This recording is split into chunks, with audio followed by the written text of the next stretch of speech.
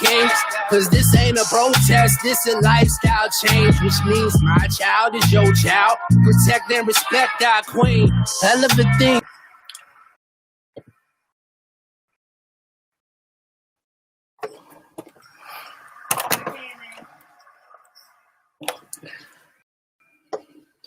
All right, what's good with it, folks? What's the deal, man? Welcome back to the world, man. I appreciate y'all. Glad you made it.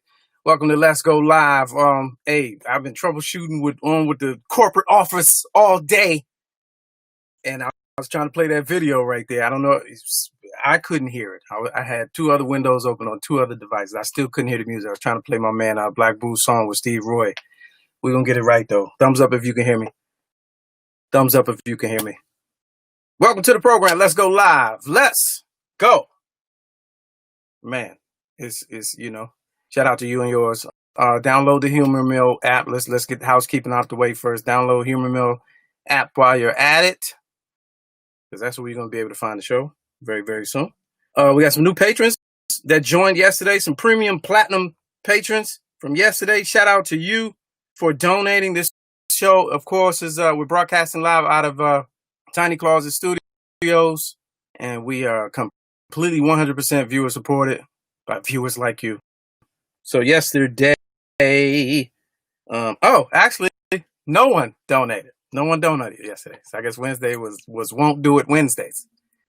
So we only asked for $1 a viewer. It wins Won't Do It Wednesdays. So we don't have any new patrons from yesterday. We had a hell of a show, man. Dynamite show. You can look for all the shows on YouTube as well. Thumbs up if you're watching YouTube.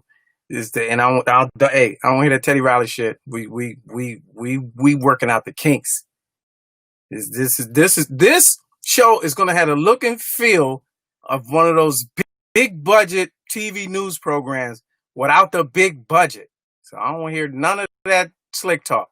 They got some features on here that do work, where I can kick your ass out the chat. So don't play with your toys. All right. Again, welcome, man. On YouTube, make sure you subscribe to the channel. We try and get to 1,000, man. As soon as I can get to 1,000, I can stop asking. There's some things you got to do on YouTube in order for you to, really kind of move the needle. And one of them is they have a minimum. They actually tell you on the little dashboard, they'll say, if you don't have 1,000 subscribers, stop asking for stuff. They literally say that. So you can't really do too much with the channel without. So we trying to push to 1,000. We'll be there from once we get to 1,000, then we can really do some things. So that, and also just share. If you're watching this video, it's coming across your timeline right now. I'm Lamont Kane. I'm asking you to share. I appreciate you. And also, there's that. So we're here every Monday through Friday, 6 to 7. News and current events. You can get all the rest of the stuff on my podcast, Let's Go Live, and all that other stuff on other platforms. But this one is different. This one's super interactive and is right now. So there's that.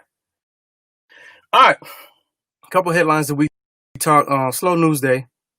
Considering a lot of the stuff that I heard today were headlines that we went over yesterday, so I won't repeat them. I'll just task you to Google and put your face in the book and catch some news sites. There was some super, super negative things that I saw, but I'm not in the mood for that. I don't have the energy for that right now, so I won't be not even going to address them. So what we're going to do right now, put this up, is we're going to move straight and welcome in our guest for today. So there's a lot of talk. We talked earlier this week with the author of a book called Marginalized Voices, right? And in that conversation, we talked about what steps we need to take to help our youngsters deal with trauma, right? But a lot of us, that's a challenge because we don't know how to deal with our own trauma. So that's going to be an issue moving forward once things settle down and people can get back to peace of mind, if it even ever happens. But our youngsters are really vulnerable right now, and they're in a really weird space. So I just wanted to bring somebody else on to talk about ways to deal with those levels of trauma that we're seeing right now. So please welcome this gentleman is a licensed medical clinician. He's the president of Radical Positivity Consulting, Please welcome to the show, Mr. Brian Bailey. How you doing today, Mr. Lamont King? Good to see you, man. Good to see you, Good guys. to see you. Hey, is it possible I could clear up one thing? Oh, what? I made a mistake You already? made me a licensed medical clinician, and that's awesome. But I'm a licensed mental health clinician. Mental health clinician. Yeah. It was the M word, and I didn't want to stop. I was like, just say medical. Yeah, I get it. But medical, I mean, that's awesome.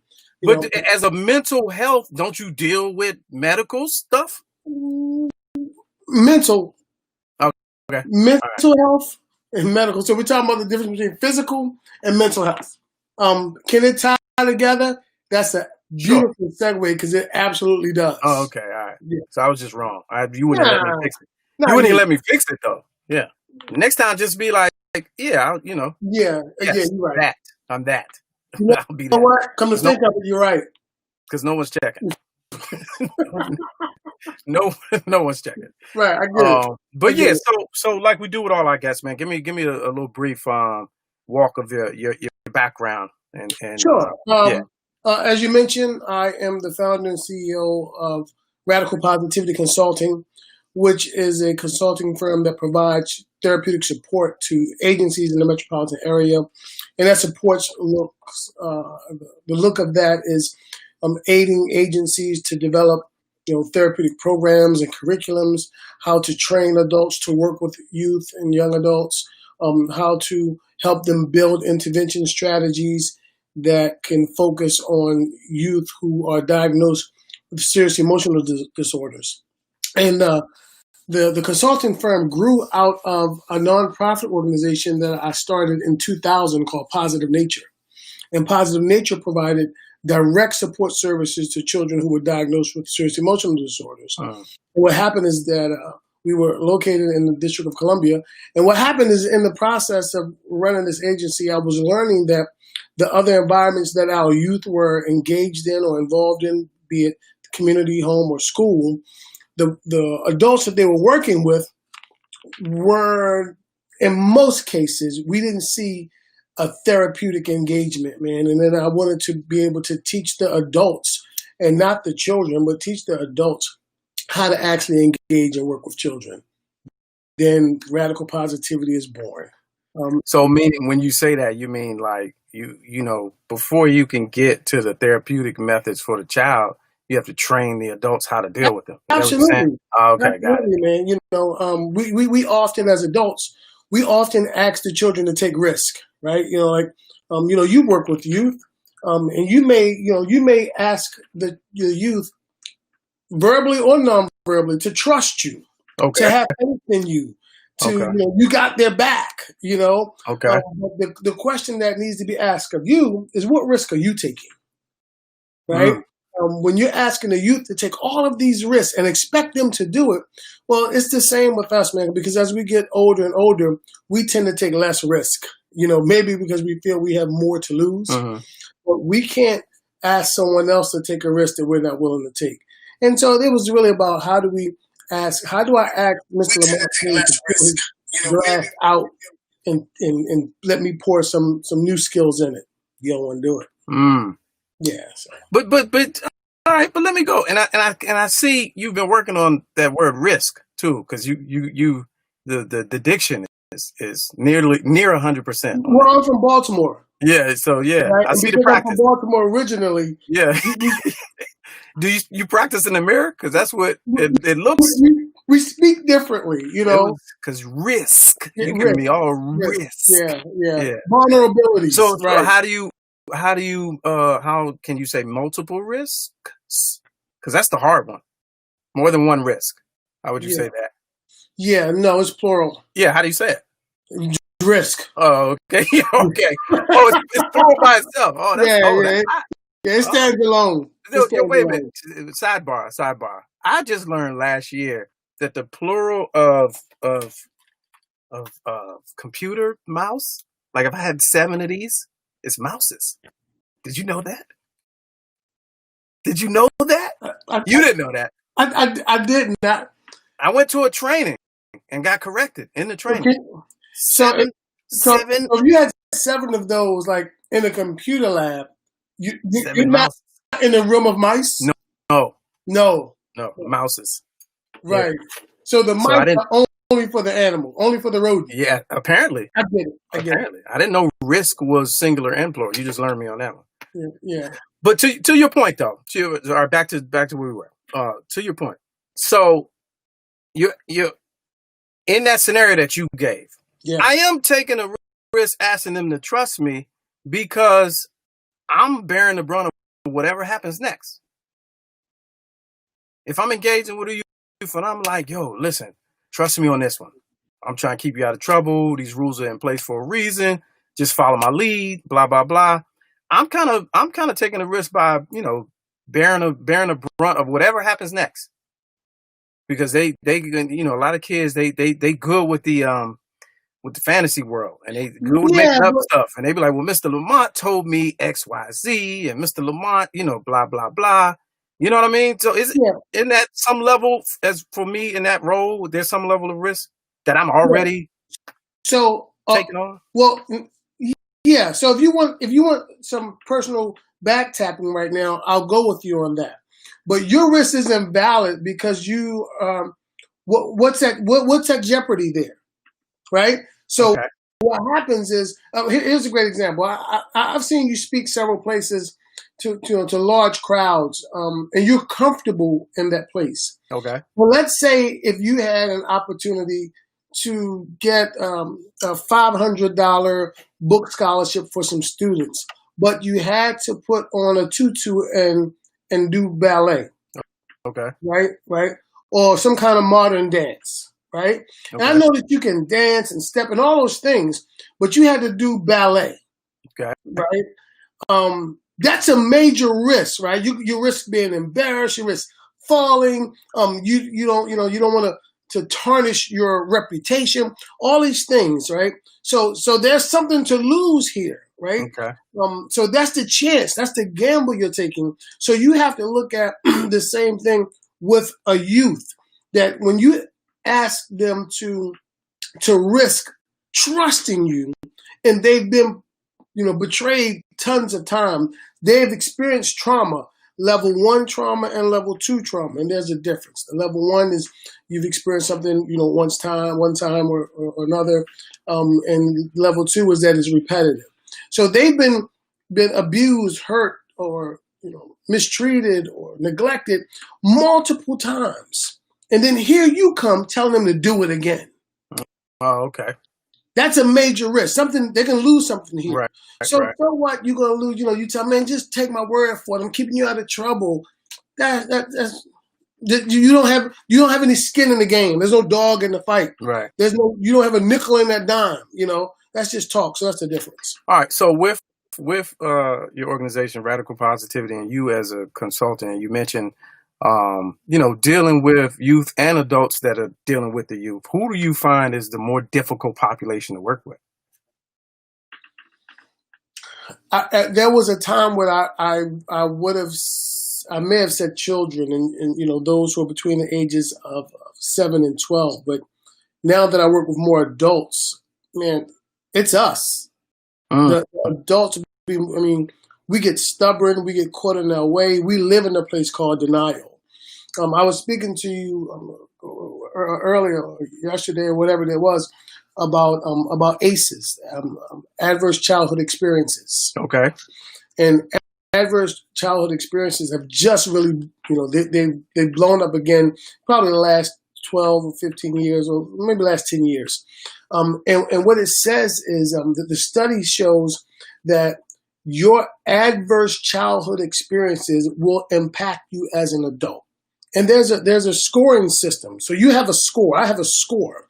And if you score a 10 out of 10 or 3 out of 10 or what have you, the greater your score is, the greater your opportunity is to have to manage, deal with, or even suffer, if we choose to use that word, with a mental health or a physical medical disability or challenge, right? But as adults, we feel like, I've been through that as a child and I'm over it. And the fact of the matter is, man, trauma is real. Mm-hmm. We at one time we only heard of post-traumatic stress disorder if it was involving a soldier in war. Right. Right. That's not the case. In fact, that belittles everything that you've been through, everything that Lamont King has gone through growing up in Landover, whether it was great or not so great. But we all have the propensity to have to box a post-traumatic stress, and your stress and my stress, they could be very similar, but our responses to them are going to be extremely different. Right. You know what I'm saying? So when we look at you, like, what have you been through as a child? Like, has anyone in your family ever been arrested? I'm sure. Yeah. Okay. And the test could seem a little biased at times because it says you have questions like how often, very often. It's a Likert scale, but how often, somewhat often, very often have you been? Has profanity been used toward you in the household? Oh, absolutely. How often? Very often. Right. We got to change that question up. Like, how often was it not used? Right? Okay. Yeah, So they say, anybody in your family or in your household ever been diagnosed with a mental health disorder? Has anyone ever, grabbed you, hit you, punched you, or any of these things that can seem very minimal, right. But the heavier that trauma is, the more it's impactful in your adulthood. Right, the heavier you deal with it, the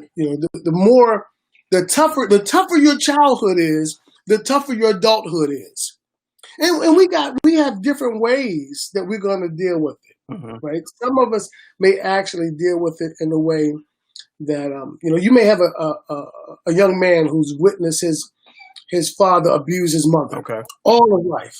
He becomes an adult, and he's going to do one or two things. He's going to abuse his women or his significant other, or he's going to move directly away from that and sit on the other end of the spectrum and never touch the woman, right? Now, you and I could grow up in the same household under the same experience, and we will respond to that experience differently. Different, right. But ACEs says that study says that because we had that experience, it could impact us physically. Heart disease, they tie it to lung disease, they tie it to obesity, they tie it to diabetes. That's good.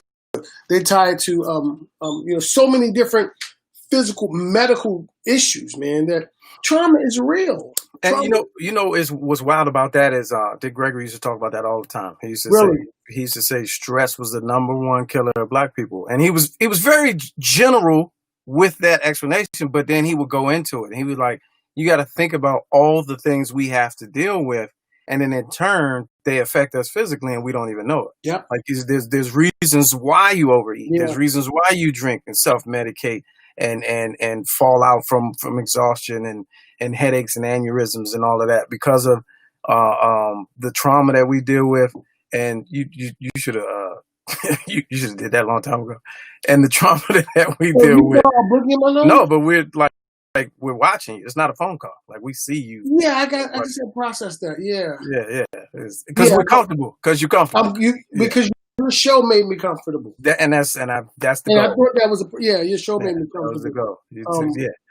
But no, so that's real. And I don't think people really put those two things together.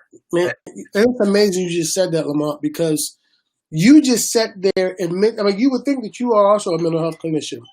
The things you mentioned are the direct responses to ACEs. That the thing you mentioned smoking. Yes, that's an ACE effect. Okay. You mentioned drinking. That's an ACE effect. So there are behavior impacts and there's physical and mental health impacts. Okay. So all of that ties together, man. I thought I asked you earlier, like the first time you saw a police brutality or police beating, if memory will serve me correctly, had to be Rodney King. Right. I mean, on TV. On TV, right? Where the whole world saw it. Right. Now you've probably seen some other things growing up, as a youth or your neighborhood or what have you. But the whole world saw that. And when you saw that, chances are you may have even been in college or coming out of high school. Yeah, around that time, yeah. At least in high school, right? Yeah. Mm-hmm. Imagine if you saw that when you were 8 or 9, right? And imagine if when you saw that, Rodney King actually died right there on the street. What would that have done to you as a child growing up during the times of Officer Friendly? You know, when we were in school, Officer Friendly came to the school and gave you a badge and a scruff McGruff, you know, coloring book, and they were the friendly person. But if you saw him kill someone that looked like your father in the street with malice and intent, you have now increased your ACE score, your adverse childhood experience score, and I'm gonna have a tough adulthood because dude, your adulthood life is gonna be different. You may smoke now, you may drink now, you may be more aggressive, more angry, you may sit and do nothing, you may find yourself becoming at one time an extrovert, now you're an introvert. You don't even go out. Right. So, you know, I got a ticket yesterday. And, you know, now is not a good time, I feel like, for police to pull me over. Because I'm not okay. Right. Yeah, I'm not okay. And that's one of the challenges in adults when it comes to trauma that we have to get a hold of. That we can't expect our youth to be okay. We're not even okay. Right. Right? He pulls me over, and my wife is in the car. My wife is terrified. And my wife's prayer at the moment is, please, God, don't let the police officer be white. That's her place, right? Please, God, don't let the police officer be white, right? And her fear is not what he's going to do to me. Her fear is, what am I going to say or do to provoke him to do something else? Trauma. We're talking about trauma now. Yeah. Trauma. And her fear, now she's beginning to become anxious. Right. Because she knows I'm not okay from everything else that's happening. So it's like anxiety is born from a predictive trauma. Like it's a vicious cycle. Man. I got a $150 ticket. My wife said, I think you were speeding. I said, I wasn't speeding. He pulled me over and he said, do you know your registration is expired? Because you didn't get emissions. Well, emissions have been closed for 3 months. Yeah, what? Get out of here. Right? Are you kidding me?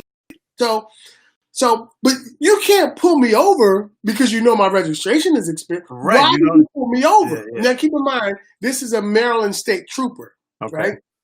Why did you pull me over? And he was an African-American or a gentleman from the islands.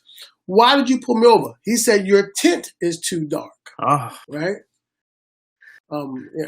I can't see you through the window. I'm dark. Yeah. Right? I'm dark, right? You don't even have tents on your window. Come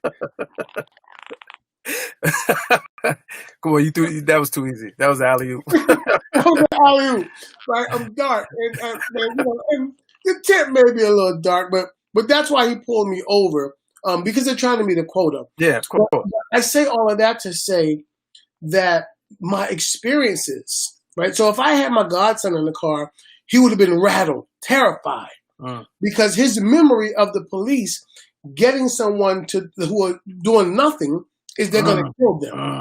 How old is he? 9. Okay, yeah, right. And so at 9, they have every device in their hand. They have access to all the information. So they've seen it. Whereas back when we was 10, 12, 13, might have been shielded from it. 7, 8, 9, they got everything. They seeing it all. They're seeing it all. Right? They're seeing it all. Now, how will that affect him when he's 20, when he's 21, when he's 17, when he's 16, when his turn comes? Listen to my language. When his turn comes to be pulled over, stopped, and frisked, when his turn comes to have to sit on the curb, when his turn comes to be racially profiled, according to where we are today, his turn is coming. It's coming, yeah. It's coming.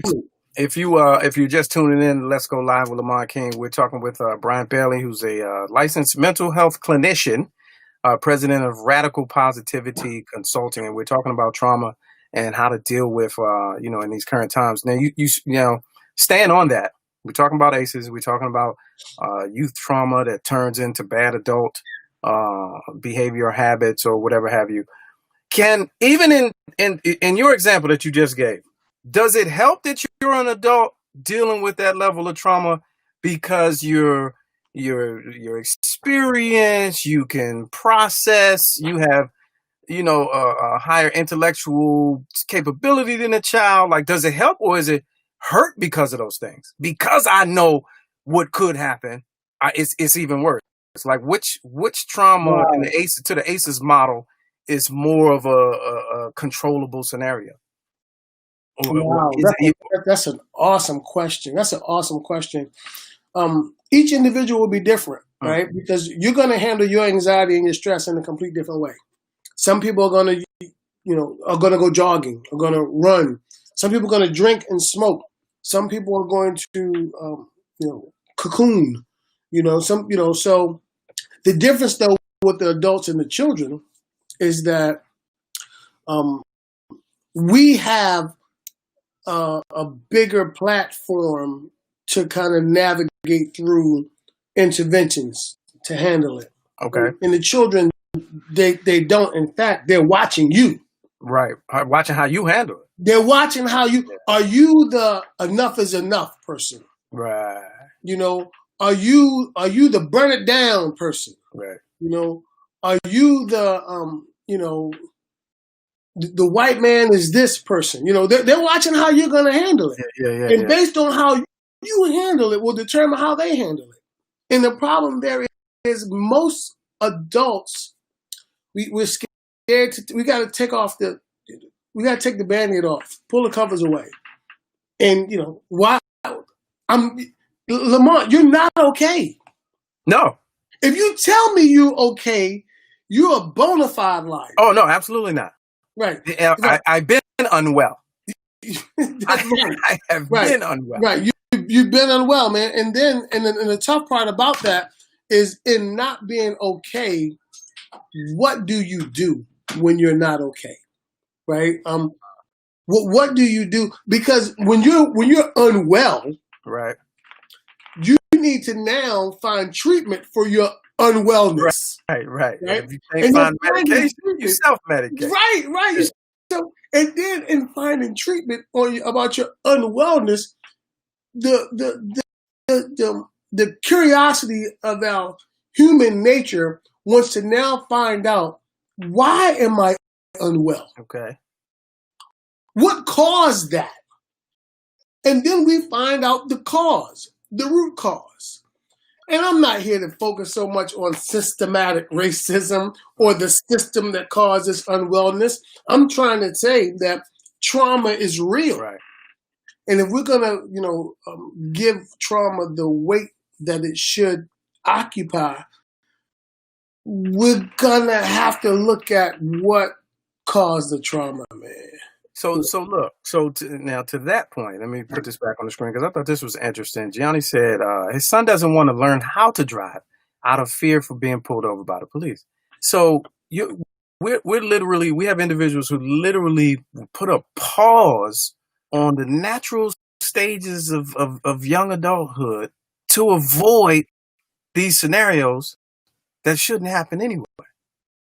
So moving forward, how, like September, October, November, 2021, 2022, like even if I was somebody where, all right, I'm going to get help, but everything's closed, and I'm trying not to self-medicate. How are we adults and young, our youngsters? How are we then supposed to navigate? What are some? Give me two possible remedies on dealing with the trauma as it happens day to day, if it's even possible. Wow. So I'm putting you on the spot only because the name of your organization is Radical Positivity. Yeah. So you had a gentleman who was on your show yesterday, an author. What was the name of his book? Marginalized Voices, Reggie Williams. That was on Monday. Marginalized Voices, right. I think if we're going to look at how to deal with it, it starts with a voice. Okay. Right? That when we say we're not okay, we have to come to the place where we are not afraid to say it. The gentleman who said that his son said, "I don't want to get licensed because of fear of being pulled over." Right. There's another kid somewhere right now at this very moment who will intentionally fail the driving exam and to not disappoint his father for trying to get the license, but his fear won't allow him to get the license because he may be pulled over by the police. Right? That's layers. So is it? That's layers, right there. It's layers because we're talking about a system. Trauma is a system. Remember, there's trauma 1 and trauma 2. Trauma 2 is being something that's repetitive. You're constantly traumatized, right? And then once you are traumatized, it doesn't even take much to continue to watch that grow. We have to first acknowledge trauma. Okay.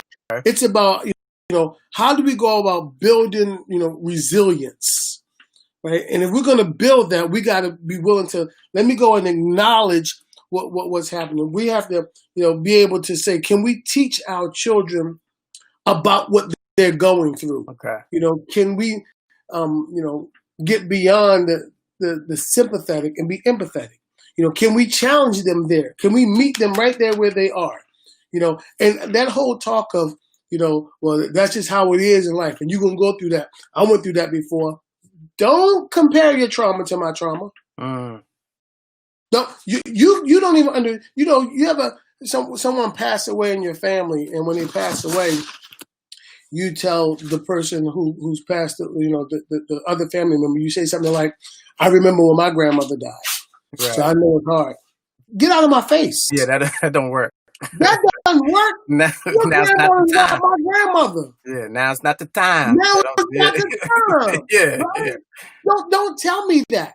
Your grandmother was a bum compared to my grandmother. Right? So don't try to share my trauma. I was abused in a different way, man. And we were talking about building, resilience. We have to look at how are we acknowledging it with our children. How are we leaving the door open for them to share with us their truth? Right. Not what they think we want to hear, but their truth of what they're experiencing. I mean, Lamont, can you imagine watching someone die, be killed in front of your face, not get beat bad and die somewhere else, die right there in your face when you're 10, when you're 11, and then your parent or your adult in your life tells you, "Yeah, man, you just gotta be careful." What? Yeah. Don't do anything to get in trouble. Yeah. Don't do nothing to get pulled over. So, all right, to that. Well, let's push pin that. I want to come back to that because I had something else I was sitting on. So, let's stay right there. But before that, you said we got to move from sympathy into empathy. Yes. And you went fast, but I wanted to explain that a little more because words are important, and a lot of people don't know the difference. Okay. Sympathy is, oh man, I feel bad for you. Empathy is, I feel what you're feeling. When you empathize with someone, you're taking on the feeling. Sympathy is, I'm sending you console, consolation, and all that. Yeah. So, but when you do that, don't you run the risk of having that trauma affect you? What did we talk about when we first started? Taking risks. Right? That is the risk, bro. He's pretty good. He is pretty good. That's the risk, though, right? You're right. And you can choose not to take it. You're right. You can choose. You can say, listen, my life is too valuable. I can't afford to bring other trauma into my life. Somebody else has to do it, right? Everybody has a role. I think we wonder, like, why was there not like every black person in the world marching, right? All right. And some people stay behind, right? Because they have a job to do, right? Yeah. We were talking about that the other day. Right? So you may not be the person that can take that risk. Right.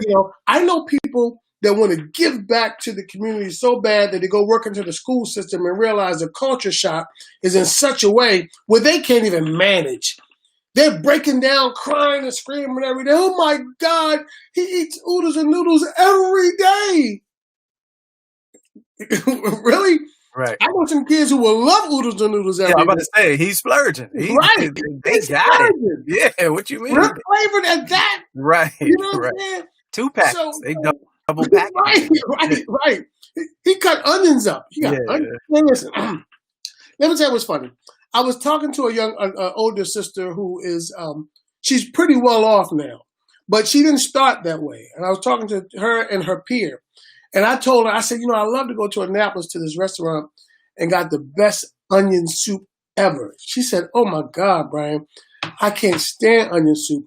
We used to eat that when we were kids. She said, it ain't nothing but onions and water. The old guy next to her said, y'all had onions?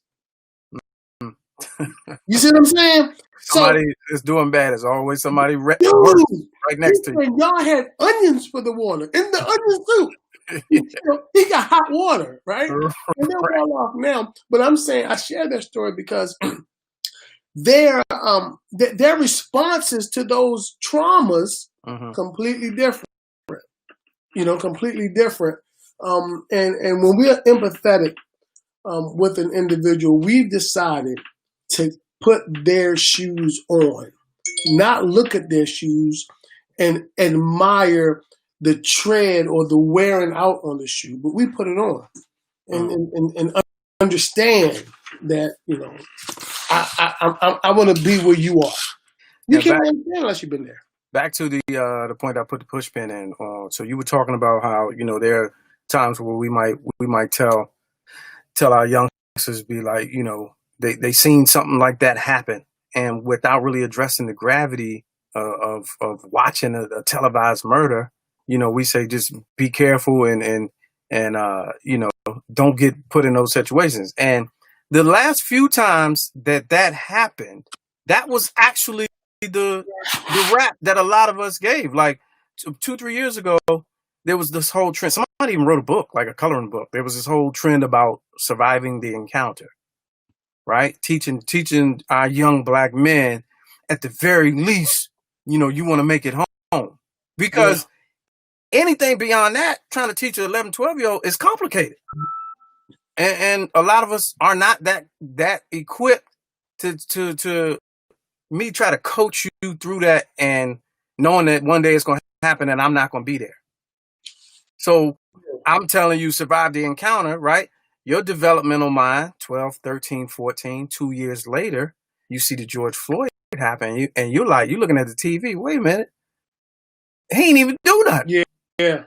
So what's going to happen when we mobbing out, we coming home from school, we 4 deep in the car, blasting music, and we get pulled over, and you talking about, all of the only lesson I got was survive the encounter. However, I know that it doesn't matter what I do. At 15, 16, I don't care who you are. If you're watching this right now, as a black man, 15, 16, with that mindset, I'm running.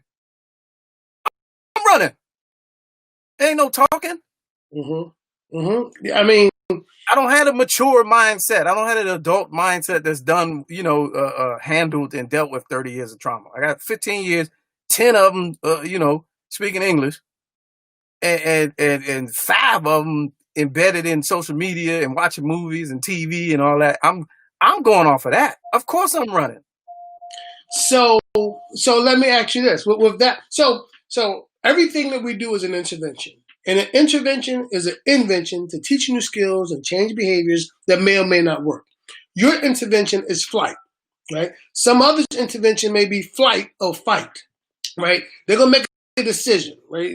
If they put you in a position where you have no choice, will you, and you're not able to run, do you fight or succumb to the power that's over you? Probably fight.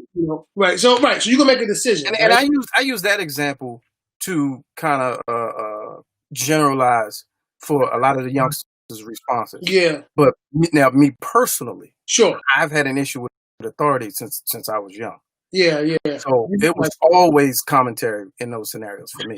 I mean, unfortunately, I look back now, you know, sure it was cool to be that guy, but I look back now, it could have went the other way any number of times, especially in this area. Right. But fight, it'll probably be fight first if I had to, you know, and ain't not saying that I'm a tough guy, but the instant reaction is to not submit or subdue. That's my first reaction in those scenarios. Why? I don't know, because it depends on who it was. Like I said, I had an issue with authority, and in particular, in particular law enforcement when I was young. Why? Because of the things that I saw them do. And at 8, 9, 10 years old, we watching Eyes on the Prize, you know, at the crib on adverse childhood experiences, right? We fall right there, man, and the only way out of that, right? So, and wait a minute, you right on, and like you said, I followed somebody's lead. Yeah, I followed my father's lead because that's how he dealt with him. Yeah. Ooh, awesome. So what your dad taught you, here's a good example. The Katrina storm. Okay. There was a study that was done that showed, and I got to be careful because I don't want anybody to start doing the research on my study, but that was showing that those parents who had resiliency, who were resilient, had kids that were successful and resilient afterwards, right? Who were resilient in that storm. So we have to teach our kids resilience. Okay. But those parents who did not, who weren't able to show their resilience, they had kids that were unsuccessful. Your dad poured into you something, whether positive, negative, good, bad, or indifferent, but he poured something into you that made you stand firm on the grounds of, and you're calling it, how did you define what you did? You didn't say you talked back. You had a problem with authority, right? And let's not call it a problem with authority. You felt confident enough not to challenge the authority, but to challenge the motive. Yes. Right? Yeah. Right? Yeah. So your dad taught you to challenge the motive, challenge the motive. Henceforth, you are now, there's a show you have now where you open up a platform to speak clearly, directly the truths that are impacting communities today. That's the same guy that challenged the motives of authority as a child. And you recognize today that was risky. That could have turned out the other way. Yeah. Right? And chances are you're going to teach your children, and every child that you rear or that you have an impact on their life or that you tutor, mentor, you're going to teach them that kind of resilience. True. Right? And once again, this is your response to your adverse childhood experiences. All right. So conversely, is there a study? Now, who did this ACE study? So ACE came from, oh God. So, oh God, I can send it to you. Man, you got assistants and producers over there? You got producers and assistants over there? Yeah, my assistant over there, I got one producer. Yeah. So I'll tell you who's big now. I don't know where you go now for medical treatment, but if you will pay attention to one of the biggest growing health centers now is Kaiser Permanente. Yes. They're everywhere now, right? They're everywhere now. And they had initially started the study and the research, and then it grew so much that it became the focus for mental health clinicians all over the world. Okay. Because they were able to now tie medical conditions to your mental health. And this thing started. This is about you and I.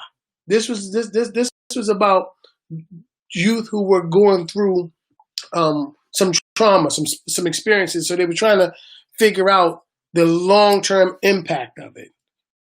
And that changed the game greatly. Well, the reason why I asked who came up with it is because if there's an adverse child experience study, then is there the converse to that? Is there a way that you are because of the happy things that happen?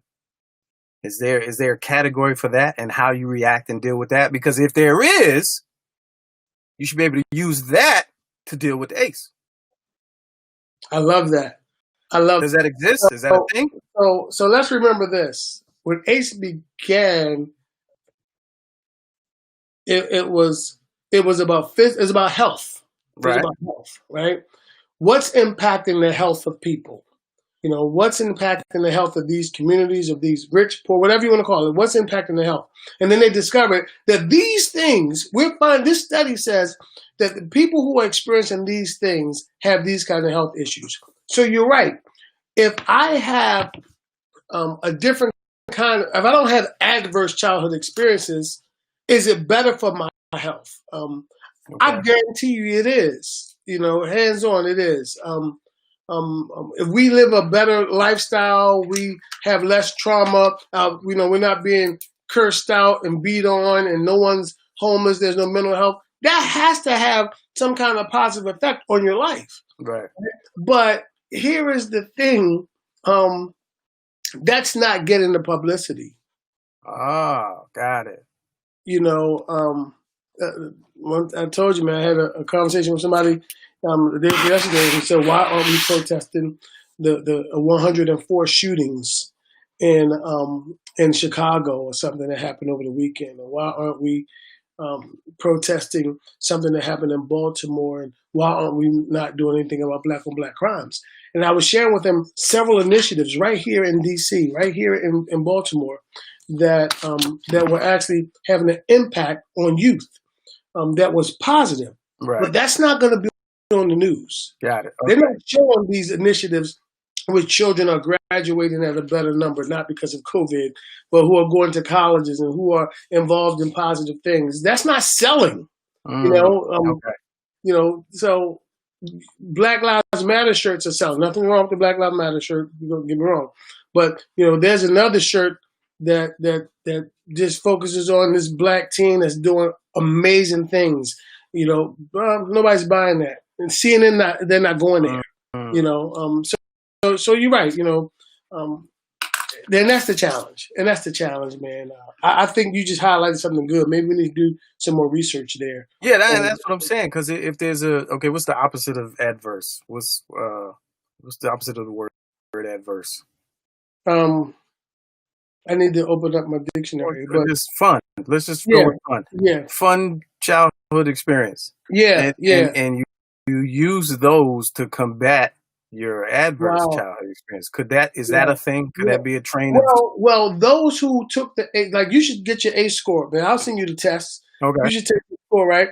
Those who had lower, who showed lower scores on the ACE exam proved to be physically healthier than those with high scores. Got it. Okay. Right? So if you scored a 10, you were, you went through some things. If you scored a 1 or a 3, it proved that you were physically healthy. So I guess that could be the other end of the spectrum there. Right. And remember that because I scored a 10, I could also have just had, I could have been beat, homeless, and abused majority of my life. But somebody else who scored this 10, their trauma was they were raped and put into a sex trafficking ring and was burned with hangers every Thursday night. Right? So those individuals have proven to be less healthier. Now, can the reverse happen? Let's say you scored 7 or 8. High level of childhood trauma. You're less physically healthy, but then you change your physical health to then improve how you deal with the trauma. Is that a thing? Absolutely it is, bro.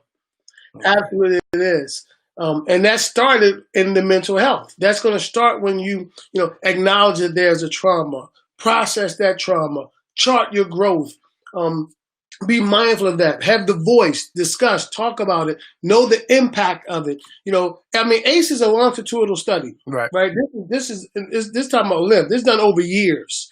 And over those years is how they discovered the heart disease, the lupus, the high blood pressure, the obesity, and all those things. But you're absolutely right. You could have adverse childhood experiences on one side, and then you turn out to be the president of the United States. You beat it all. Well, it reminds you of remember the twin study when they had the twins and they put them in different households to grow up, and one was like in the hood of thugs, and one was like in this prestigious environment. And they were trying to see if these criminal behaviors were in your blood, in your genes, or in your upbringing. Right. And that test went all over the place because on a lot of occasions it was proven that it was in your genes, and then on those other occasions it was like, no, it was your environment. Right. So it's all a study, man. Now your radical positivity. What are as we close out? What are some of the things that you're into currently? So currently we are providing clinical direction and clinical support for a nonprofit agency in Washington, D.C. called Associates for Renewal and Education. What makes ARE very, very powerful is that they are one of the very few programs in the District of Columbia that provides after-school services to children with autism. Autism is your new, I don't want to say that, but it's the thing now that's where all the funding is going for Black men and Black boys. So we're there in the District of Columbia. We are in Baltimore at a federally qualified health center, Total Health Care, that provides health support services to a very impoverished community, and we're training there. So we're enjoying that. That's coming off pretty strong, and we're still providing direct one-to-one and couples counseling. So that's good. That's what we're into right now during the COVID season. So we're trying to get down. Couples counseling.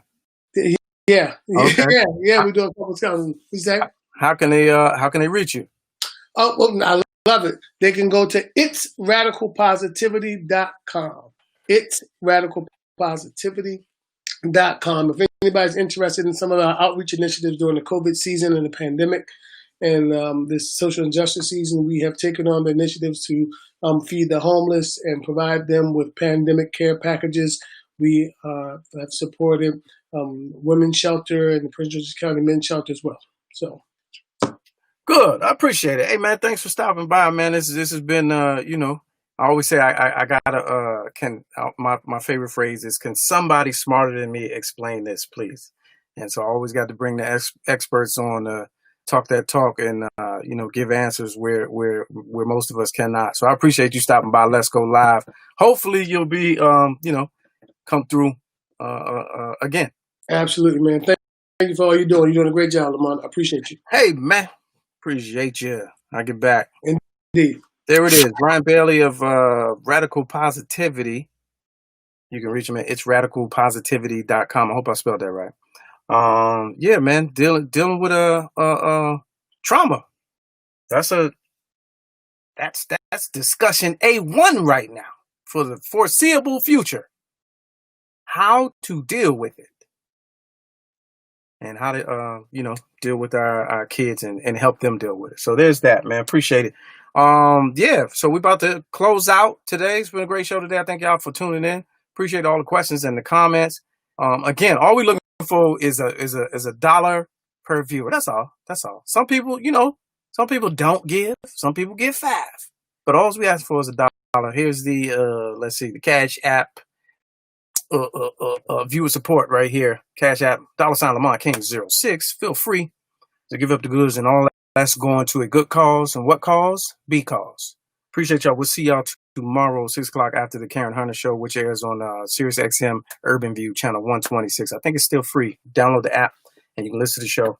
Also download the Humor Mill app so you have it ready for when we move this show off of these platforms and go inside that app. And as we always do, we're going to end the show with a word from an elder. Wait a minute, let me make sure I got this right. He sent me his publicist sent me a message earlier and was like, "You got to show the picture." So, all right, here we go. Let's go with the picture. All right, a word from an elder. I hope y'all hear this because I ain't got time for the games, man.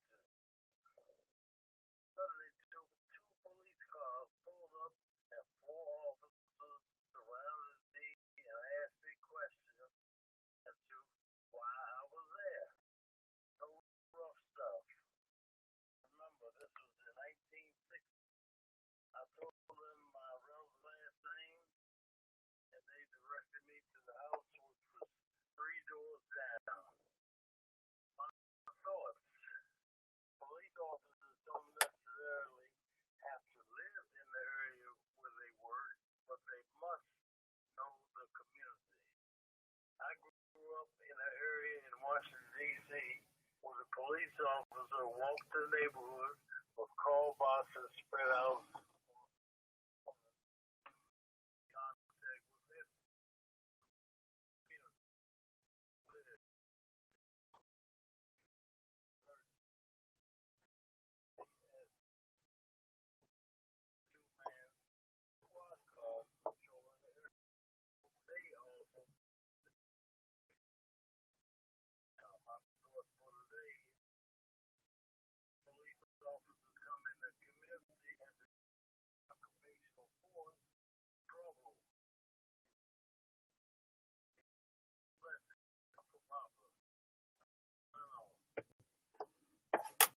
All right, now some of y'all said that y'all couldn't hear it, and then other people said they can hear it. So I really don't understand that. I'm streaming to like 6 destinations right now: YouTube, LinkedIn, Twitter, 2 Facebook pages, and yeah. So some people said they could hear it. I don't know. It worked yesterday. How y'all hear the applause? Wait a minute. Let me do this because y'all playing. I was troubleshooting with these people on for 5 hours today. How y'all hear the applause? Can you hear the applause?